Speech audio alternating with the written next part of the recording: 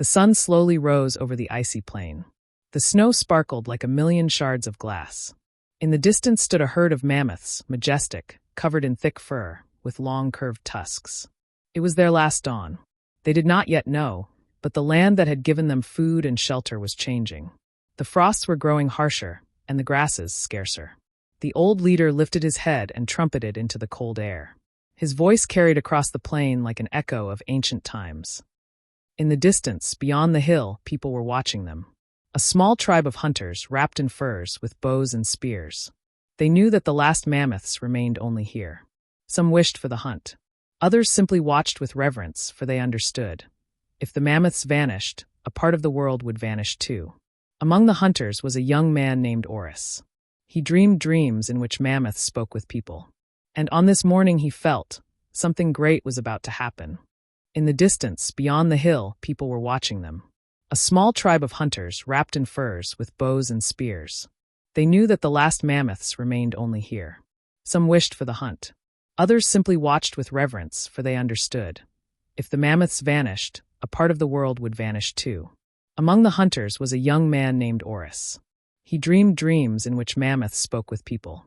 And on this morning he felt something great was about to happen. Young man Orus stepped away from the tribe. He went closer than the others dared. And suddenly, he met the gaze of a young mammoth. Their eyes, one warm, the other dark, yet equally alive, met. Orus felt no fear, only a strange sense of kinship. He understood. These creatures were not merely prey. They were a part of the world's song. The sun rose higher. The tribe moved after the herd. They knew the mammoths were exhausted, and this was their chance. Bows were drawn, spears gleamed. Cries pierced the air. The mammoths were momentarily confused, but then they formed a circle, the old and young inside, the adults forming a wall.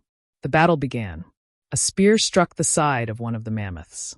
It trumpeted in rage, and the ground trembled. The people advanced. Suddenly, a storm rose. The wind howled, the sky darkened, and snow whirled into a blinding vortex. The people scattered, but the mammoths remained standing. The leader lifted his head and trumpeted. His cry merged with the storm, and it seemed as if the earth itself was screaming. Orus fell to his knees. He understood. This was not a hunt. This was a farewell. The storm subsided. The herd moved on, slow and majestic. They walked toward the snow-covered mountains, where neither humans nor time could reach. Snow fell on their backs, covering their fur. Step by step, they disappeared into the white haze. Orus watched and wept. He knew he would never see them again. Night fell. The tribe returned to their fire. The people were hungry and angry, yet a hollow feeling lingered in their hearts. Orus sat by the fire for a long time. He knew he had witnessed the end of an era. The story of the mammoths would remain only in songs, around fires, and in dreams. And far away in the mountains, amidst wind and snow, the echo of the last cry still resounded.